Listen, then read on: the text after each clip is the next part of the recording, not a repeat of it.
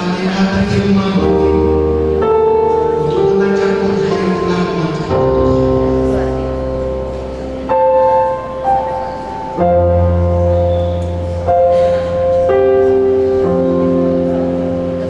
Terpujilah Engkau ya Allah. Engkau mengenal setiap kami yang hadir. Bibir mulut kami berbicara dan menyatakan betapa Engkau Allah kami yang kami agungkan dan kami muliakan. Berkenalah Engkau atas setiap semua penerima daripada sehingga hatimu disertakan olehnya Bapa. Engkau menyertakan atas puji-pujian kami. Dan kali ini mau selalu menangkan oleh Engkau. Dan terpujilah Engkau. Terpujilah Engkau. Sebab Engkau yang dimuliakan, Engkau yang ditinggikan. Maka menjalan bersama Engkau dimuliakan.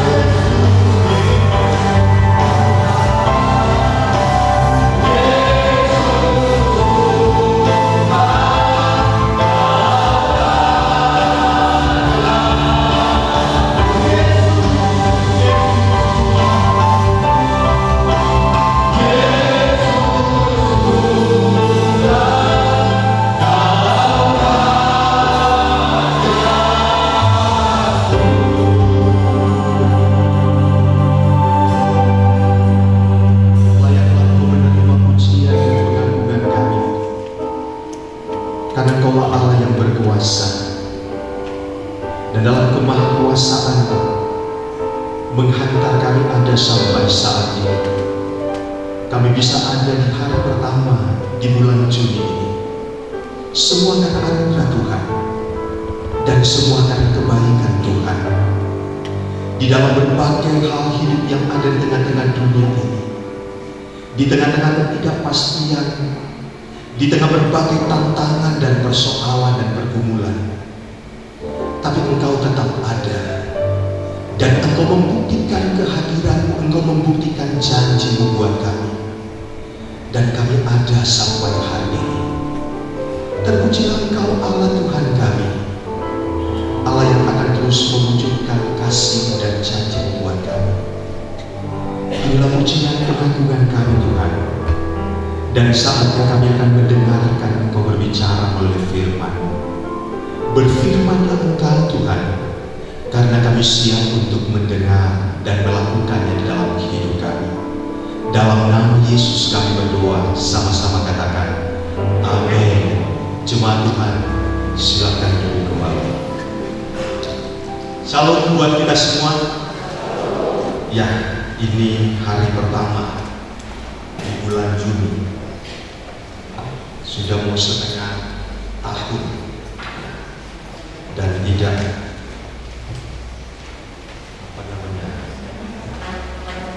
ada banyak hal yang Tuhan sudah kerjakan dan Tuhan buat kita, pribadi, keluarga, bahkan dalam jemaat.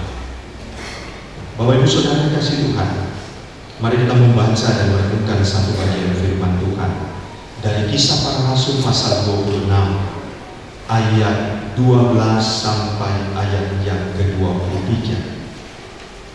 Kisah Para Rasul pasal 26 ayat 12 sampai ayat yang ke-23.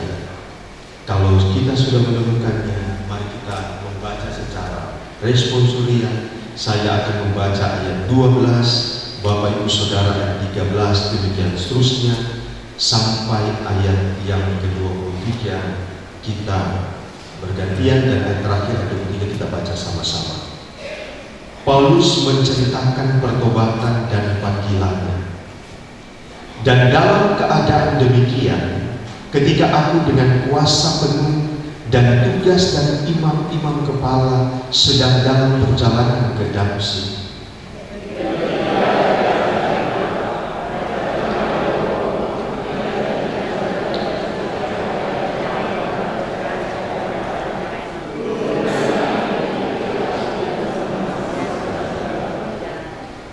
kami semua rebah ke tanah, dan aku mendengar suatu suara yang mengatakan kepadaku dalam bahasa Ibrani, Saulus, Saulus, mengapa engkau menganiaya aku?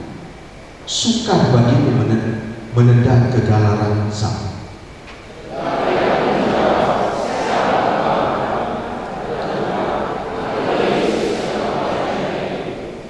Tetapi sekarang bangunlah dan berdirilah. Aku menampakkan diri kepadamu untuk menetapkan engkau menjadi pelayan dan saksi tentang segala sesuatu yang telah kau lihat daripadaku, dan tentang apa yang akan kuperlihatkan kepadamu nanti.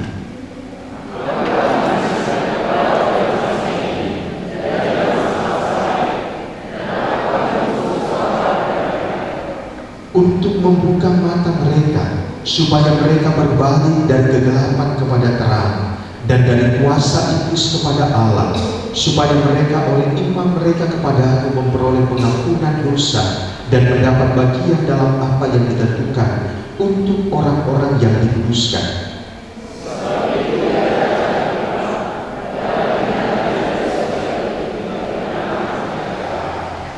Tetapi mula-mula aku memberitakan kepada orang-orang Yahudi di Damsyik, di Yerusalem dan di seluruh tanah Yudea, dan juga kepada bangsa-bangsa lain, bahwa mereka harus bertobat dan berbalik kepada Allah, serta melakukan pekerjaan yang sesuai dengan pertobatan itu.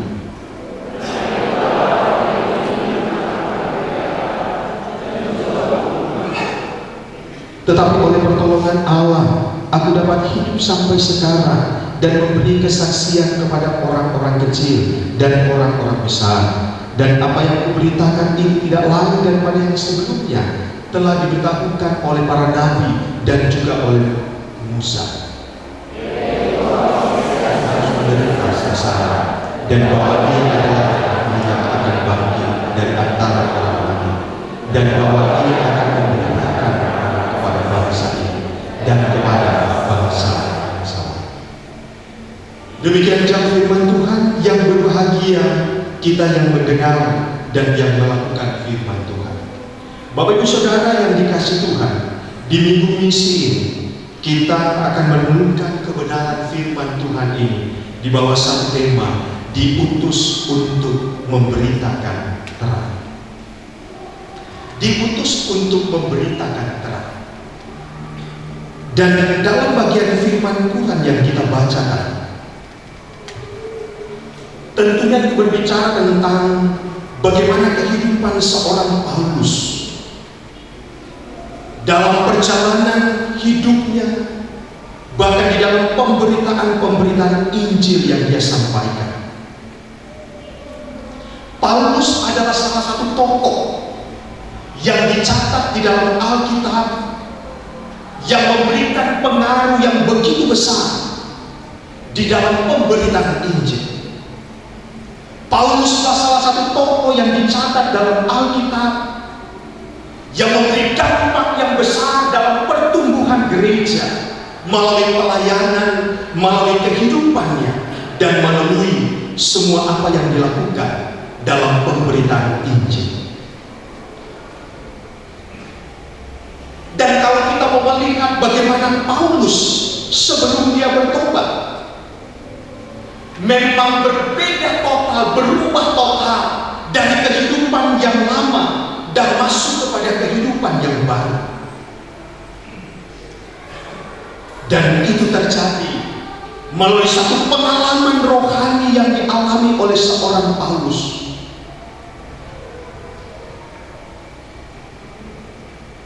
Dia memiliki satu keberanian yang luar biasa. Dia adalah seorang hamba Tuhan yang punya militansi yang luar biasa, pengorbanan yang luar biasa, pelayanan yang total di dalam pekerjaan Tuhan, dan dia semua mempertaruhkan segalanya untuk pekerjaan Tuhan, bahkan termasuk nyawanya sendiri pun dia mau korbankan di dalam pelayanan itu. Bapak Ibu Saudara yang dikasihi Tuhan, dan inilah yang dia mau ceritakan, inilah yang dia mau sampaikan kepada kita semua, dan inilah yang dia mau katakan kepada Raja Agripa. Tak kala dia harus sampai kepada titik di mana dia harus diadili oleh karena pemberitaan Injil yang harus dia sampaikan. Bapak Ibu Saudara yang dikasihi oleh Tuhan kita Yesus Kristus, Pauluslah menjadi seorang hamba Tuhan yang memberikan teladan yang luar biasa buat kita. Bayangkan, dalam situasi yang tidak memungkinkan, dalam situasi yang seharusnya wajar kalau dia memikirkan keselamatannya, wajar bagi dia untuk fokus dulu untuk bagaimana supaya dia bebas dari tuduhan, bebas dari hukuman. Maka wajar kalau dia mengambil bagian untuk dia fokus dulu dengan apa yang harus dia pertanggungjawabkan, apa yang harus dia lakukan untuk membebaskan dirinya. Maka wajar kalau dia mengenyapkan dulu tentang pekerjaan Tuhan. Tetapi apa yang terjadi dengan Paulus? Justru dia melihat bahwa di tengah-tengah apa yang sedang dia alami, tak kala dia harus diadili oleh Raja Agripa, justru dia melihat dengan cara pandang yang berbeda bahwa persoalan itu, keadaan itu, situasi itu, penghakiman, pengadilan itu justru menjadi momentum penting buat dia untuk dia memberitakan Injil kepada Raja Agripa. Bapak Ibu, bukankah terkadang kita, tak kala kita ada di dalam satu persoalan, maka kita akan menyampingkan dulu. Tunggu dulu lah, saya mau fokus dulu dengan masalahku. Jangan dulu lah itu PKB itu, jangan dulu lah PKB itu, jangan dulu lah retreat itu, jangan dulu lah, aku mau fokus dulu dengan masalahku. Tapi berbeda dengan Paulus, seorang yang diubahkan oleh Tuhan dalam satu pengalaman rohani, dan dia punya cara pandang yang berbeda, melihat suatu persoalan dengan cara pandang yang berbeda, dengan respon yang berbeda. Justru dia melihat apa yang sedang dia alami justru menjadi satu kesempatan buat dia untuk memberitakan Injil.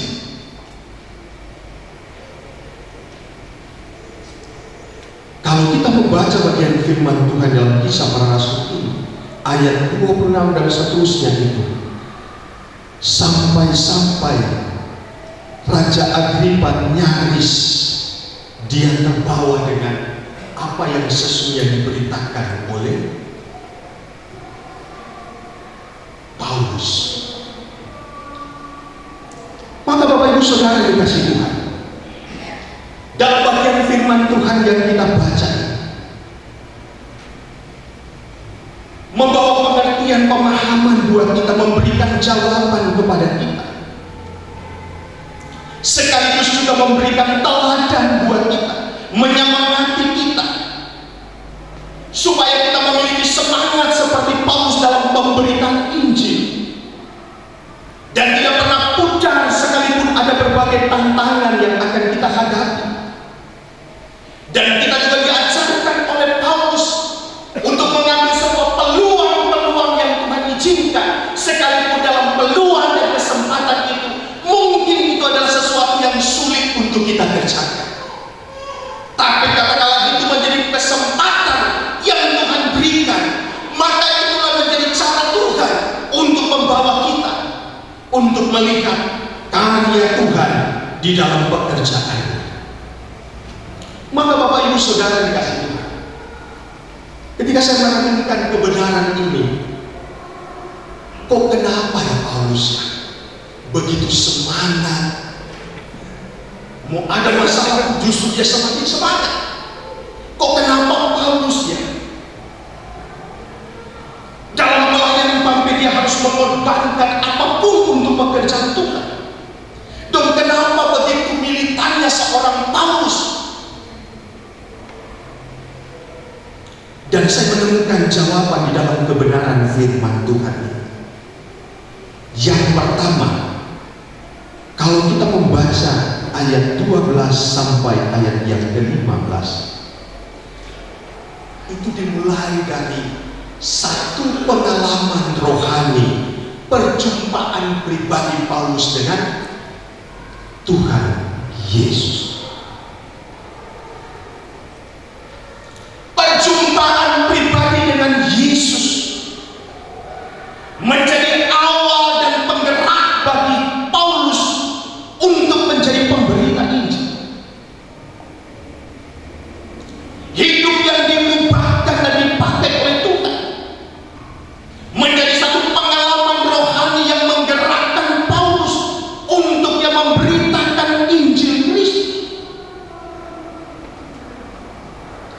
Paulus menjadikan pengalaman pribadinya dengan Tuhan, dalam hubungannya dengan Tuhan, tak kala Tuhan menampakkan diri, tak kala Tuhan menjumpai Paulus, tak kala Tuhan berbicara kepada Paulus, tak kala dia mengalami hubungan yang spesial dengan Tuhan, maka itu menjadi satu titik awal dalam kehidupan Paulus menjadi seorang yang berubah total.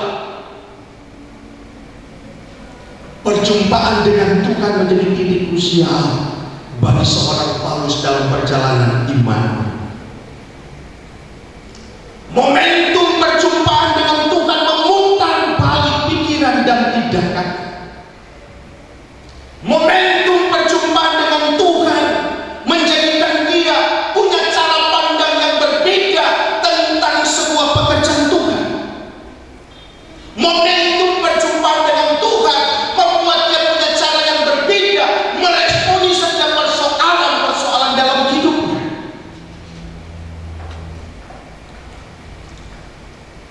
Bagaimana dengan kita?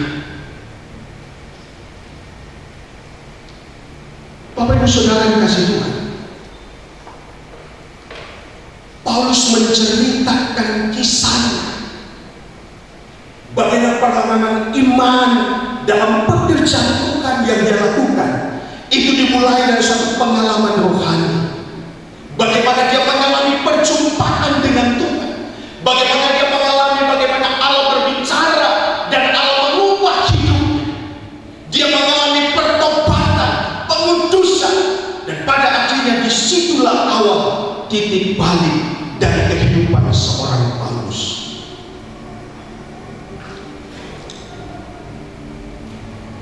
Kalau kita berbicara tentang pemberitaan Injil, maka itu harus dimulai dari bagaimana kita dibaharui oleh Tuhan, bagaimana kita mengalami perjumpaan dengan Tuhan,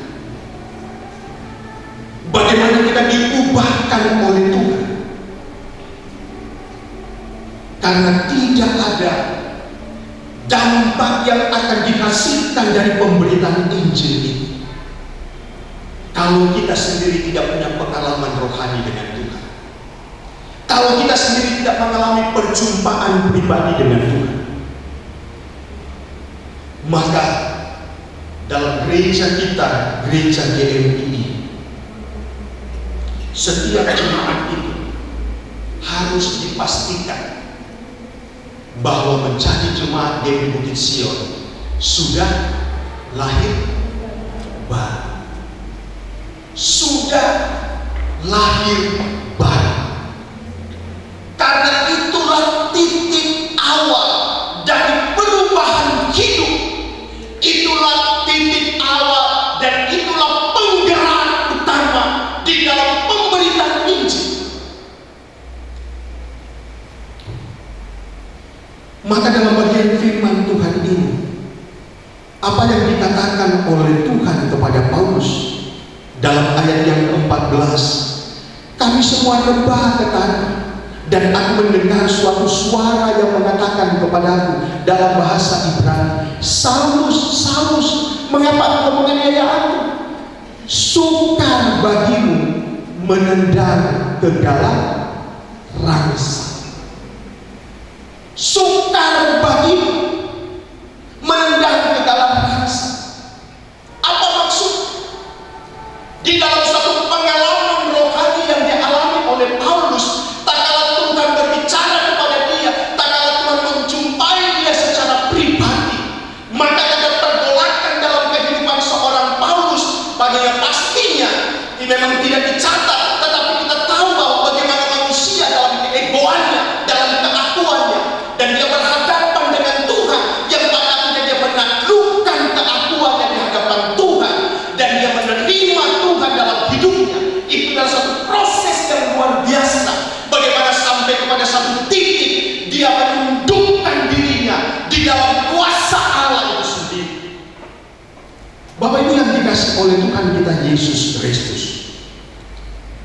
dalam ayat yang ke-11 dikatakan sukar bagi menendang segala rangsa. Apa itu segala rangsa? Segala rangsa itu, Bapak Ibu, adalah semacam tongkat yang berujung dan ujung itu melengkung, dan tongkat itulah yang dipakai untuk ketika menggarap sawah, ladang begitu, dan dia itu akan menuntun kerbau itu. Ketika galang rangsang itulah yang akan mengarahkan kerbau itu untuk mengikuti apa yang dikatakan oleh Tuhan. Nah, kalau sampai kerbau itu melawan, maka pasti dengan galang rangsang itu akan membuat kerbau itu akan kesakitan. Dia akan menderita karena di galang rangsang itu pada bagian lengkungnya itu biasanya itu tajam. Jadi kalau sampai kerbau itu akan melawan, tidak mengikuti apa petunjuk dari orang yang memegang galang rangsang itu, maka dia bisa terluka, dia akan tersakiti, dan dia akan menderita katakanlah dia melawan. Paham ya? Nah, seperti itu yang mau dikatakan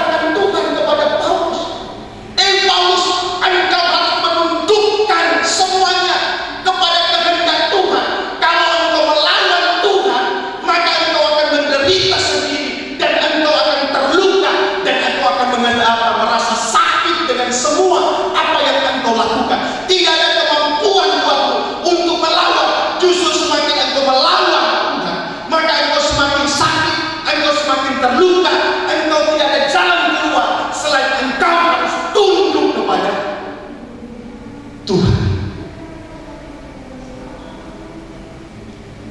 Maka Bapak Ibu yang dikasihi Tuhan,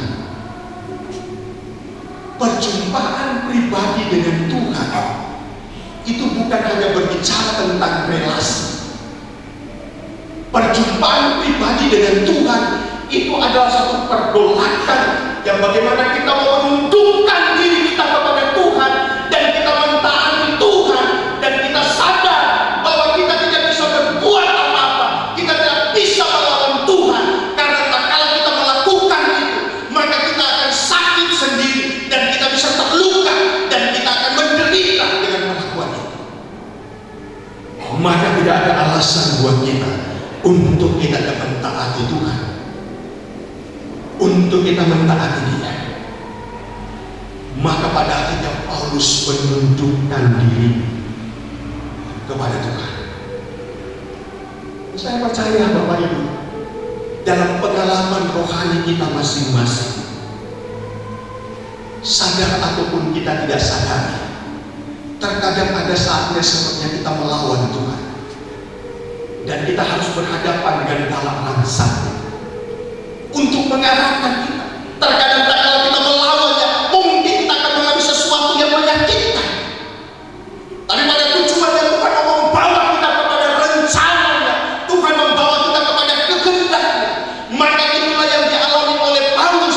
Maka saya menyadari bahwa inilah yang melatar belakangi, inilah yang meneguhkan seorang Paulus untuk dia mentaati Tuhan dan dia melaksanakan perintah Tuhan dalam pemberitaan Injil, memberitakan Injil kepada semua orang, karena itu bagian yang Tuhan perintahkan buat dia. Tak kala dia melawan Tuhan, maka dia pasti akan menderita. Maka kita sebagai jemaat Tuhan ini juga mengingatkan kita sebagai gereja Tuhan di minggu misi ini, tugas yang dipercayakan kepada Paulus juga tugas yang sama dipercayakan Tuhan kepada kita. Ini perintah Tuhan, ini perintah Tuhan. Maka kembali Tuhan meneguhkan Paulus dalam menjalankan kehendak Tuhan. Tuhan mengingatkan, engkau kupilih, engkau menjadi pelayan, engkau menjadi saksi, engkau harus menjadi pemberita Injil. Itu sebagai satu peneguhan bagi seorang Paulus di dalam pemberitaan Injil, karena dia harus mentaati Tuhan dan Tuhan bertanggung jawab atas perintahnya itu. Maka tidak ada alasan buat kita untuk kita melawan Tuhan. Tidak ada alasan buat kita untuk tidak mentaati Tuhan, mengikuti apa kehendak Tuhan dalam kehidupan kita. Ingat Bapak Ibu, kita diperhadapkan dengan penghukuman, pengajaran Tuhan. Yang kedua dalam bagian firman Tuhan, kenapa Paulus begitu luar biasa? Selain itu berbicara tentang hubungannya dengan Tuhan, pengalaman rohani, perjumpaan dengan Tuhan. Bagaimana Paulus juga menaati, dia tahu persis bahwa dalam ketetapan Tuhan dia dipercayakan Tuhan menjadi pelayan dan menjadi saksi Kristus. Paulus sangat mengerti dan menghormati nilai dari ketetapan Tuhan ini, bahwa Tuhan menetapkan dia menjadi seorang pelayan, menjadi seorang saksi Kristus.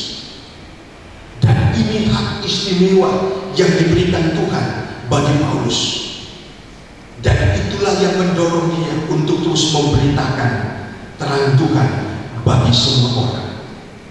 Bapak Ibu yang dikasihi Tuhan, Paulus sadar betul bahwa dia ditetapkan oleh Tuhan untuk menjadi saksi Kristus. Ini juga yang menjadi kesadaran kita, menyadarkan kita bahwa Tuhan juga menetapkan kita sebagai jemaat Tuhan, sebagai anak Tuhan, ditetapkan untuk menjadi saksi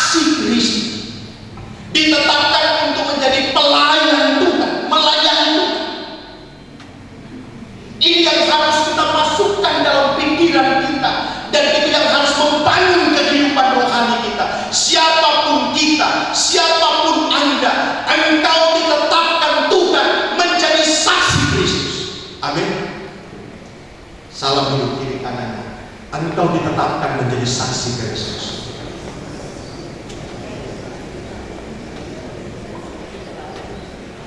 Bapak Ibu, ini penting untuk saya ingat.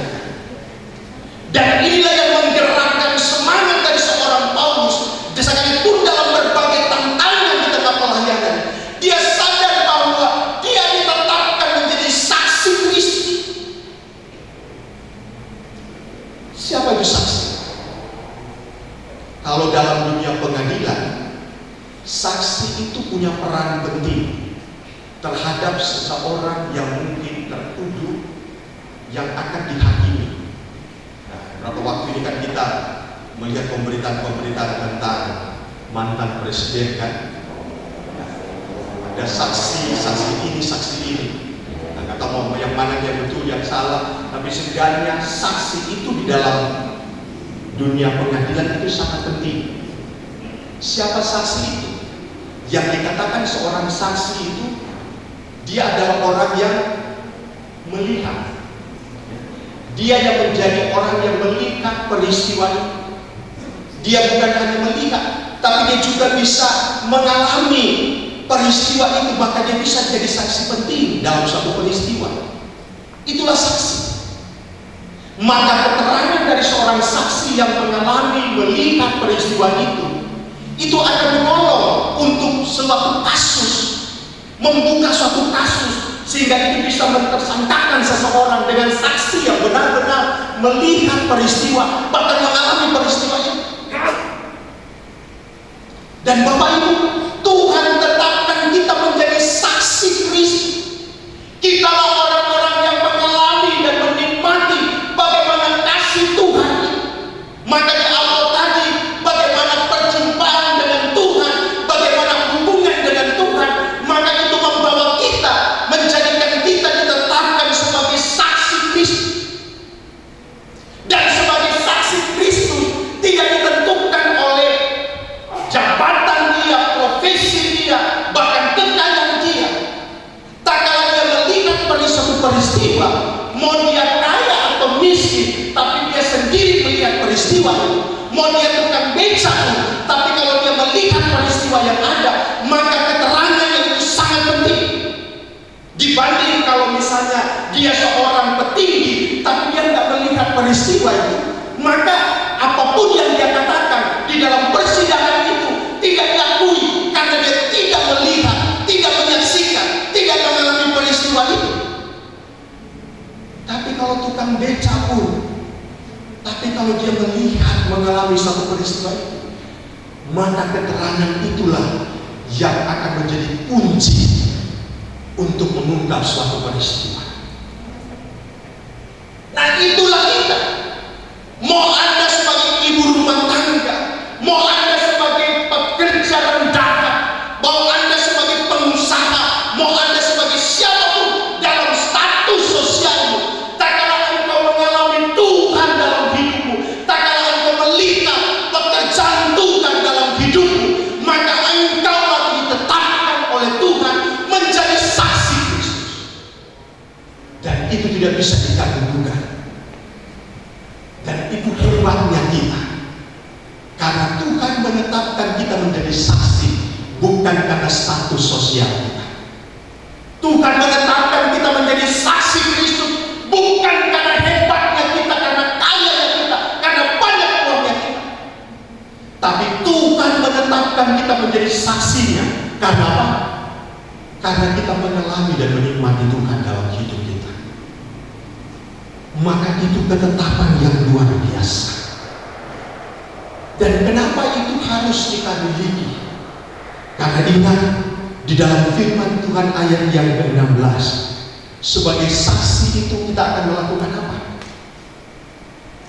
Kita akan menjadi saksi untuk, kita baca ayat 16. 1, 2, 3. Tetapi sekarang dan berdirilah, aku menempatkan diri kepadamu, menetapkan engkau menjadi pelayan dan saksi tentang segala sesuatu yang telah kau lihat daripadaku, dan tentang yang kuperlihatkan kepadamu nanti. Saudara, ini hal yang luar biasa yang Tuhan berikan buat kita, hak istimewa bagi kita sebagai umat Tuhan. Mau siapapun Anda, tapi engkau ditetapkan menjadi saksi Kristus. Untuk apa? Untuk memperlihatkan, untuk menyaksikan tentang sesuatu yang telah kita lihat yang dikerjakan oleh Tuhan kepada kita. Dan untuk apa? Untuk menyaksikan tentang apa yang akan kuperlihatkan kepadamu nanti. Jadi apa yang sudah kita alami sekarang, dulu sekarang, dan apa yang akan kita alami ke depan bersama dengan Tuhan, itulah yang akan kita saksikan. Itulah yang menjadi kekuatan bagi seorang Paulus. Paulus katakan bagaimana dia tidak punya apa-apa. Paulus katakan bahwa dia adalah orang yang lebih berdosa, paling berdosa dari semuanya. Tetapi dia sadar bahwa dia ditetapkan oleh Tuhan menjadi saksi Kristus. Karena di dalamnya dia menikmati kepenuhan di dalam Kristus. Karena dia sudah mengalami pengalaman dengan Tuhan. Dan itulah yang akan dia sampaikan sebagai saksi Kristus. Dan ada sesuatu kekuatan yang besar, sukacita yang besar, karena dia juga meyakini bahwa nanti juga dalam perjalananku aku juga akan melihat, aku akan menyaksikan, aku akan mengalami, menikmati perbuatan Tuhan yang besar. Dan itu juga nanti yang akan kusaksikan kepada semua orang. Maka Bapak Ibu Saudara dikasih Tuhan, adakah alasan untuk kita menolak terlibat dalam pekerjaan Tuhan? Bukankah terkadang kita hanya sampai kepada satu kesaksian bahwa Tuhan itu baik? Oh, terlalu banyak kebaikan Tuhan. Waduh, kalau saya mau sampaikan satu hari ini, nggak habis-habisnya saya sampaikan. Oke, boleh kita bangga dengan itu. Tapi sebenarnya bukan hanya sampai di sini. Tapi kita harus menjadi saksi, menceritakan apa yang sudah kita alami dan yang akan kita alami bersama dengan Tuhan. Itulah saksi. Bapak Ibu Saudara yang dikasihi oleh Tuhan kita Yesus Kristus, Paulus juga sungguh luar biasa dalam pelayanannya, dan ini juga memberikan semangat untuk kita. Dalam ayat yang ke-16, ayat yang ke-17 dikatakan, aku akan mengasingkan engkau dari bangsa ini dan dari bangsa-bangsa lain, dan aku akan mengutus engkau kepada mereka. Ini yang dikatakan Tuhan kepada Paulus, bahwa Tuhan akan menjadikan dia sebagai utusan Tuhan. Seorang utusan, kalau dalam bahasa politiknya itu duta. Utusan, kalau dia menjadi duta, berarti dia menjadi perwakilan dari siapa yang mengutus dia. Kalau saya misalnya jadi menteri dan saya dipercayakan oleh presiden untuk diutus menjadi duta besar Indonesia untuk Malaysia, maka saya menjadi perwakilan dari pemerintahan Indonesia yang ada untuk Malaysia. Bapak Ibu Saudara yang dikasih Tuhan, kita ini adalah utusan Tuhan. Dan Paulus tahu bahwa sebagai utusan Tuhan, dia harus menempatkan diri dengan tepat. Dan dia sadar dimanapun dia berada, kapanpun itu, dalam situasi apapun, maka terletak dalam hidupnya bahwa aku adalah utusan Tuhan. Maka sebagai utusan Tuhan, dia pasti akan mengerti bahwa hidupnya bukan sikap